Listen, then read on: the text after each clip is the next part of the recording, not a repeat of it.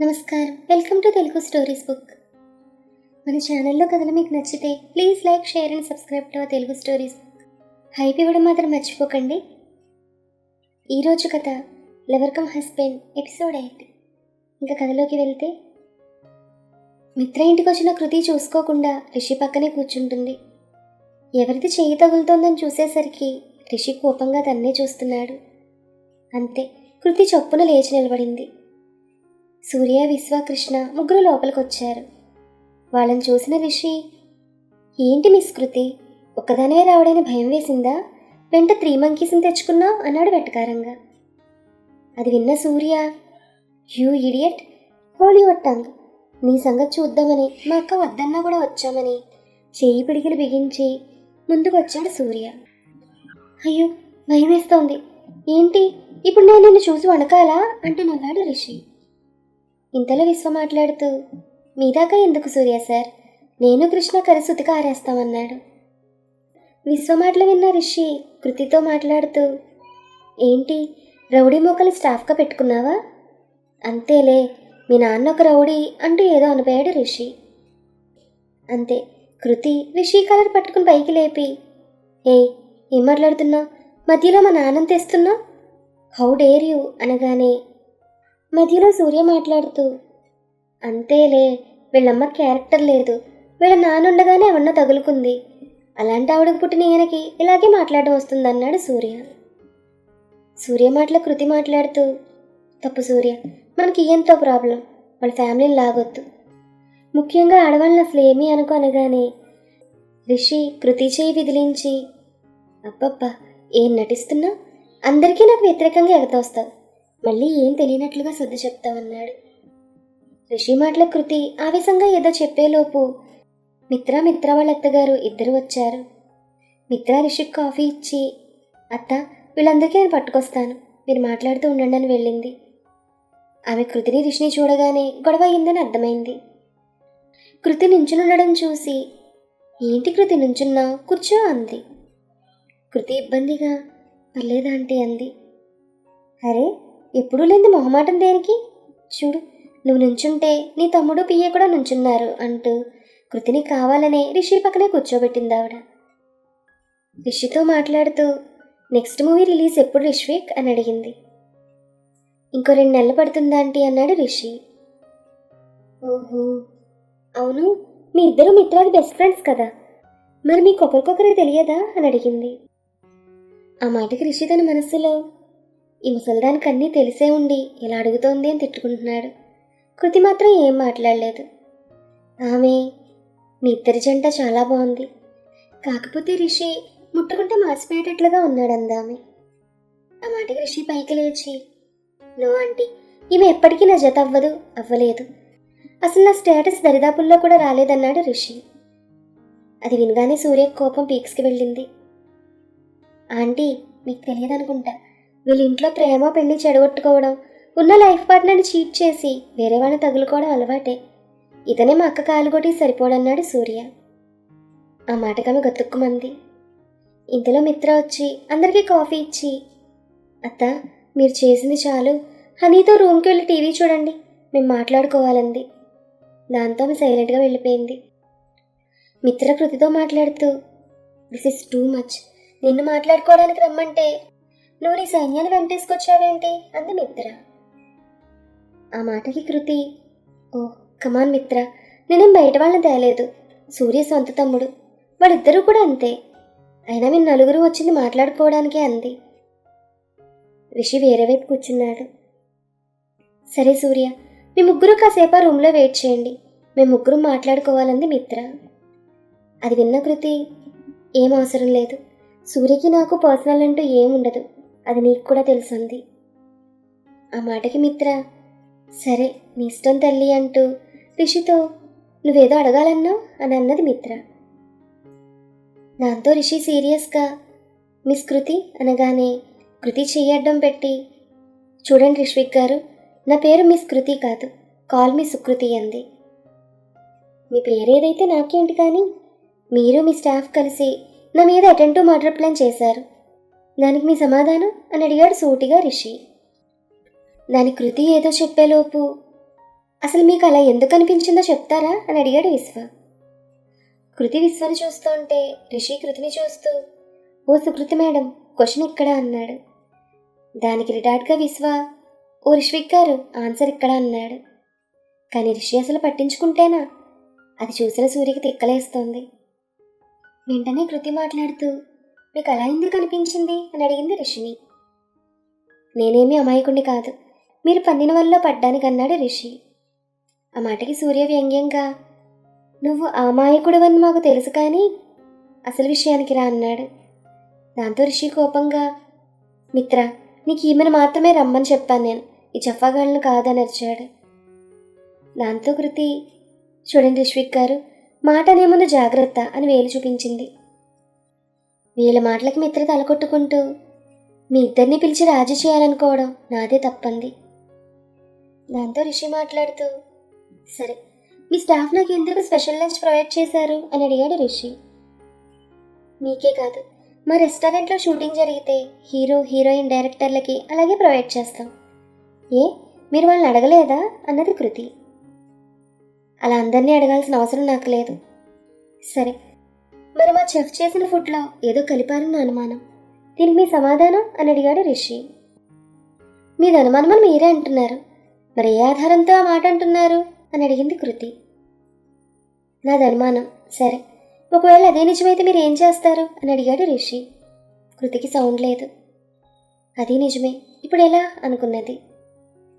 వెంటనే విశ్వ మాట్లాడుతూ, ఒకవేళ మీ అనుమానం అబద్ధమని తేలితే మీరేం చేస్తారో అది చెప్పండి అన్నాడు విశ్వ. ఆ మాటకి రిషి విశ్వాని చూస్తూ, నువ్వు మాట్లాడకు, నాకు నువ్వంటేనే అసహ్యం అని అరిచాడు రిషి.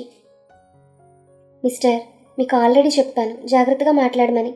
నా పియ్యని ఎలా పడితే అలా మాట్లాడితే నేను ఊరుకునేది లేదు అన్నది కృతి.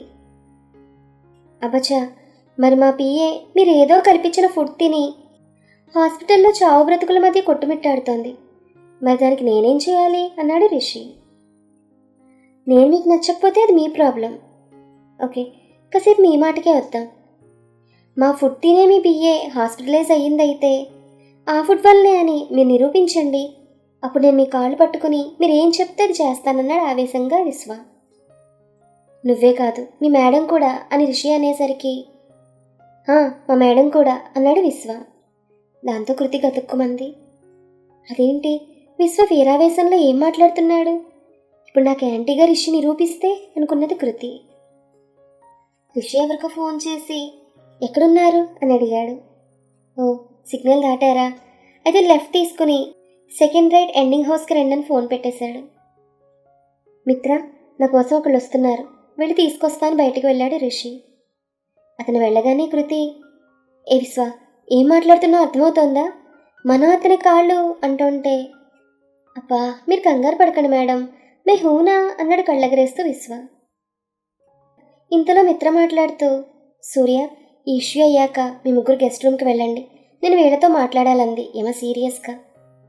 దాంతో సూర్య, అలాగే అక్క అన్నాడు. 2 నిమిషాల తర్వాత వచ్చిన రిషి ఎవరినో వెంట తీసుకుని వచ్చాడు.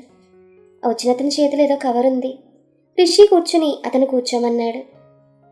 మిత్ర, నాకు మేఘమాల హెల్త్ అప్సెట్ అయిందని కాల్ చేయగానే మీ ఫ్రెండ్ మీద డౌట్ వచ్చింది, అందుకే తను ఎంఎల్ హాస్పిటల్లో జాయిన్ చేయించాను. ఈయన హాస్పిటల్ ల్యాబ్ ఇన్ఛార్జ్. మేఘమాల తిన్న ఫుడ్లో ఏమైనా కలపబడిందా అని టెస్ట్ చేయమన్నాను, చేశారు. ఇప్పుడు రిపోర్ట్ వచ్చింది, చాలా జెన్యూన్గా ఉంటాయి వీళ్ళ టెస్ట్ రిపోర్ట్లు అనగానే కృతిక్ కంగారు మొదలైంది. ఇప్పుడు ఎలా, ఈ రిషి నన్ను వదలడు అని భయపడుతోంది కృతి. రిషి ఆయనతో మాట్లాడుతూ, మీ రిపోర్ట్ వీళ్ళందరికీ వినపడేలా చెప్పండి అన్నాడు. ఆయన కవర్ తీస్తుంటే విశ్వ తప్ప అందరూ ఏమో యాంగ్జైటీగా చూస్తున్నారు. ఆయన రిపోర్ట్ చదివి రిషి వైపు చూసి, సార్, మీ పిఏ గారు తిన్న ఫుడ్లో ఏం కలపలేదు, ఆమెకు ఫుడ్ ఎక్కువై సరిగా డైజెస్ట్ అవ్వక హెల్త్ అప్సెట్ అయినట్లుంది, అంతేకాని మీరనుకున్నట్లుగా కాదన్నాడు. దాంతో కృతి ఆశ్చర్యంగా, రిషి షాక్గా, సూర్యకృష్ణ ఆనందంగా, మిత్ర కన్ఫ్యూజన్గా, విశ్వ ఒక్కడే గర్వంగా, అది కూడా రిషిని దెబ్బ కొట్టినట్లుగా ఇంకా గర్వంగా ఫేసులు పెట్టారు. ఆ మాట విన్న రిషి, ఏం చెప్తున్నారు మీరు, లేదు ఇంకోసారి సరిగ్గా చూడండి అన్నాడు. అతను ఆ రిపోర్ట్ చదివి, నేను కరెక్ట్గానే చెప్పాను సార్ అన్నాడు. అది ఇంకోసారి టెస్ట్ చేయించండి అన్నాడు రిషి. దాంతో అతను, మీరే అన్నారు కదా మావి జెన్యూన్ అని, సో ముందావి ఏం తిన్నారో కనుక్కోండి అని చెప్పి నేను వెళ్తాననేసి వెళ్ళిపోయాడు అతను. ఇదంతా విన్న కృతికి చాలా రిలీఫ్గా అనిపించింది. ఇది విన్న తర్వాత సూర్య, ఇప్పుడు విలవమంటారా ప్రెస్ వాళ్ళని అంటూ సాగదీశాడు. రిషి ఏం మాట్లాడకుండా పైకి లేచి వెళ్ళబోయాడు. దాంతో మిత్ర, రిషి ఆగు అని చెప్పి సూర్యతో, మీ ముగ్గురు గెస్ట్ రూమ్లో వెయిట్ చేయండి అంది. అది విన్న విశ్వ, అయ్యో పర్లేదు మేడం, నేను కృష్ణ బయట ఉంటామని వెళ్ళబోతుంటే, విశ్వ ఆగు నేను కూడా వస్తానంటూ మిత్రతో, మా అక్క జాగ్రత్త అక్క అని బయటకు వెళ్ళిపోయాడు విశ్వ వాళ్ళతో సూర్య. కృతి, రిషి మీ ఇద్దరు నాతో రండని మిత్ర అనగానే రిషి విసుగ్గా, ఇప్పుడెందుకు, నాకు చాలా పనులున్నాయన్నాడు. దాంతో కృతి అంతకన్నా విసుగ్గా, అంటే నాకేనా పనులు లేనిది అంది. మిత్ర వాళ్ళిద్దరితో, నేను ఇంకోసారి మీతో మాట్లాడాలంటే ఇప్పుడు నా మాట వినాలి మీరని చెప్పి వాళ్ళకి మాట్లాడే ఛాన్స్ ఇవ్వకుండా తన రూమ్లోకి వెళ్ళింది. ఇంక వాళ్ళిద్దరూ ఇంక తప్పదన్నట్లుగా తన వెనకే వెళ్ళారు. మిత్ర వాళ్ళిద్దరినీ కూర్చోమంది. ఇద్దరూ తూర్పుకొకళ్ళు పడమరకొకళ్ళు కూర్చున్నారు. మిత్ర మాట్లాడుతూ, నేను ఈ 4 ఏళ్లలో మీ ఇద్దరిని ఒక చోట కూర్చోబెట్టి మాట్లాడింది లేదు. ఇప్పుడైనా ఇలా చేశానంటే కారణం మీ పనులు, ముఖ్యంగా రిషి నీ వల్లే. ఆ మాటకి రిషి, అనుకున్నాను ఇంకా అనలేదేంటని, అయినా ఇదంతా కాదు, అసలు నువ్వేం చెప్పాలనుకుంటున్నావో చెప్పు అన్నాడు. దాంతో మిత్ర, ఏంట్రా ఇదంతా, మీరిద్దరూ గ్రేట్ లవర్స్ మాత్రమే కాదు భార్యాభర్తలను కూడా మర్చిపోయారా? కృతి, రిషి నిన్నే తన ప్రపంచం అనుకున్నాడని నీకు తెలుసు కదా, మరి ఎందుకే వాడిని అంతలా సహించుకుంటా? రిషి, కృతి నీ కోసం తన ఫ్యామిలీని సైతం వదులుకుంది కదరా, అసలు ఏదో హీరో స్టేటస్ అంటే విర్రవీగుతున్నావు కదా, మరి కృతి లేకపోతే నీకు అన్నీ వచ్చావా అని అడిగింది రిషిని. ఆ మాటకి రిషి, అవును మరి అదే అనుకుంటున్నారంతా, టీ టౌన్లో హీరో రిష్విక్ గారి సక్సెస్ కారణం కృతి గారని, సుకృతి గారని అన్నాడు వెటకారంగా. ఆ మాటకి మిత్ర, నువ్వెలా అనుకున్నా సరే నిజమేంటో నీకు తెలుసంది. దాంతో కృతి అందుకుంటూ, మిత్ర పాస్ట్ ఈజ్ పాస్ట్, ఇప్పుడు అవన్నీ తలుచుకుని ఉపయోగం ఏం లేదు, ఇప్పుడు నువ్వేంటనేది చెప్పు అంది కృతి. దాంతో రిషి, నేను కూడా అదే అంటున్నాను మిత్ర అన్నాడు కృతి వైపు చూస్తూ. ఒక్క క్షణం వాళ్ళ కళ్ళు పలకరించుకున్నాయి. మిత్ర అది గమనించింది. అభిరామ్ వస్తున్నాడంది. అది విని ఇద్దరు ఒక్కసారే, ఎప్పుడు అని అడిగారు. ఎప్పుడనేది తెలియదు, బట్ త్వరలో. వాడే మీ ఇద్దరిని కూర్చోబెట్టి మాట్లాడమని సలహా ఇచ్చాడు. మీకు 2 ఆప్షన్స్ ఇచ్చాడు. వాడు వచ్చేసరికి మీ ఇద్దరు కలిసైనా ఉండాలి, లేకపోతే డైవర్స్కైనా అప్లై చేయమని అని ఆపి వాళ్ళిద్దరి మొహంలోకి చూసింది. ఇద్దరు కన్ఫ్యూజన్గా ఫేస్ పెట్టారు. రిషి కోపంగా, అయినా వాడికి ఎందుకు అన్నాడు. కానీ కృతి మాత్రం, అభి నాతో రోజు మాట్లాడతాడు, మరి ఎప్పుడు ఇలా చెప్పలేదు అంది. అది విన్న మిత్ర, అదేమో నాకు తెలియదు, కానీ ఒకటి, వాడేదో ప్లాన్ చేసి వస్తున్నాడు, అందుకే మిమ్మల్ని పిలిచాను. మీరిద్దరు శత్రువుల్లా కాకుండా కాసేపు భార్యాభర్తల్లా మాట్లాడుకోండి, నేను సూర్య వాళ్ళ సంగతి చూసొస్తానని వెళ్ళిపోయింది మిత్ర. కృతికి చాలా టెన్షన్ పెరిగింది. రిషికి చాలా విసుగ్గా ఉంది. కృతితో మాట్లాడుతూ, చూడండి సుకృతి గారు, మీరు ఏం ఆశించిదంతా చేస్తున్నారో నాకు అర్థం కావడం లేదన్నాడు. దాంతో కృతి కోపంగా, వాట్ యు మీన్ అంది. మరి నువ్వు అభిగాడు రోజు మాట్లాడుకుంటారు, ఏం ప్లాన్ వేశారు, నన్నెందుకు ట్రాప్ చేస్తున్నారు అనేసరికి కృతి రిషి చెంప పగలగొట్టింది. దాంతో వెంటనే రిషి తన పెదవులతో కృతి లిప్స్ క్లోజ్ చేశాడు. కృతికి ఊపిరాడనంతగా. అయినా తన చేతులతో బలంగా నెట్టేస్తోంది కృతి. వెంటనే రిషి తన పెదవులను వదిలి కృతి కళ్ళల్లోకి చూశాడు. తన కళ్ళల్లో నీళ్లు, అసహ్యం, ద్వేషం కలిసి. వెంటనే చిన్ను అన్నాడు రిషి. చిన్ను, ఆ పదం వినగానే కృతి మొహంలో అసహ్యం బదులు బాధ కనపడింది. నిన్నే చిన్ను, ఎందుకు నన్ను కొట్టావు అని అడిగాడు మళ్ళీ. కృతికొక్కసారిగా ఏడుపొచ్చింది.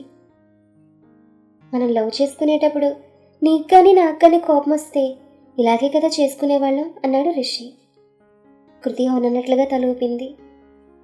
ఇంతలో రిషిలోని సైకో మళ్ళీ నిద్రలేచాడు. ఏంటి సుకృతి కిషోర్, కొంపతీసి పాత జ్ఞాపకాల్లోకి వెళ్ళలేదు కదా అంటూ, హ్యూ డెవిల్, నన్నే కొడతావా? చూసావా నిన్ను ఎలా ఏడిపించానో? నాతో పెట్టుకోకు అంటూ వెళ్ళి తలుపు తీశాడు రిషి. కృతి, రిషి ఇద్దరు భార్యాభర్తల. మరి వాళ్ళు ఎందుకు విడిపోయారు? ఇప్పటికీ ఇద్దరికి ఒకరి మీద ఒకరికి ప్రేమ ఉందా లేదా? ఈ అభిరామ్ అనే అతను ఎవరు? అతను ఎందుకు వస్తున్నాడు? రిషి అస్తమానం కృతిని ఎందుకు కన్ఫ్యూజ్ చేస్తున్నాడు? ఈ కథ మీకు నచ్చితే please like, share and subscribe to our Telugu stories book. Thank you.